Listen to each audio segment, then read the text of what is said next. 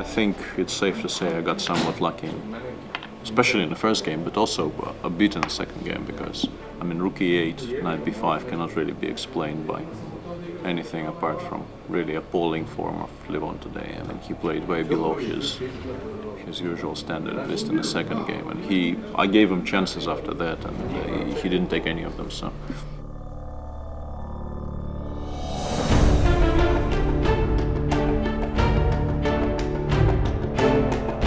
As for the first game was extremely interesting, and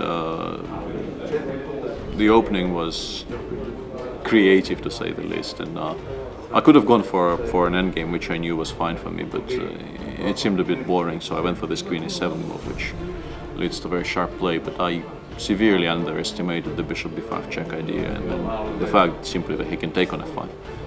And I think I should be worse originally. Take on f3, take on c3. And the resulting endgame is, if anybody, I'm slightly better, but I think objectively it's a draw. I felt queen e7 is a much more interesting attempt, and in general it doesn't take very much for me to become very interested in the position and to want to play it the sharpest way possible. Especially here, I mean, I feel that if I'm not having fun here, I really am doing something wrong.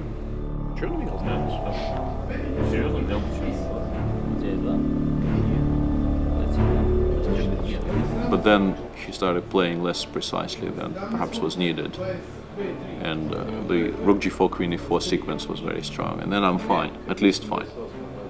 And at some point I had a forced draw which I turned down because I felt my position was better. After a5 I can take on h6, and it leads to a forced draw pretty much immediately, and there's nothing anyone can do. And I felt I should be better, so I should be playing on. So I left the a pawn alive, and that could have led to some unpleasant things later on, and I missed a few key details. It is surprisingly difficult to deal with a single queen when he has pawns on h6 and a6, and I don't really want to give up either h7 or a7. So at some point I think he was winning by force. He missed that moment, and then he had to give a perpetual, but Levon is Levon, he always plays for a win, and with 30 seconds left he made some random move, and after queen b6 I think I'm already better, and then obviously he forgot where my rook was and played queen e5.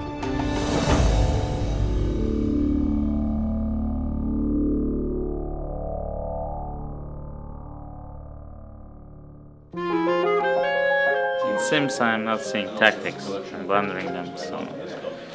And my calculation in blindfold is not perfect. Well, it happens, If you could play well in every year, things would be boring. So, there are many great players, and if everyone would play well, we wouldn't have any winners. So, I guess that's my year to deliver the points to the public.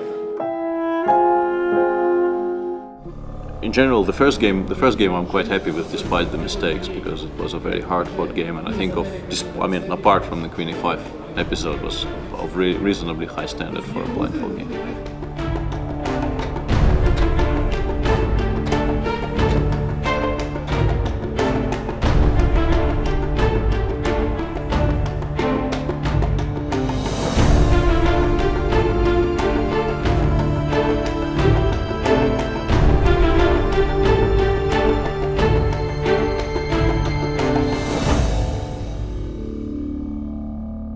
Played in these events before. I know I'm going to be enjoying it from the human point of view. As a chess player, I would have preferred to do without the kind of day I had against Magnus, but I'm not the only one who had this kind of day against him. I mean, it's difficult to play against this guy. He's kind of good.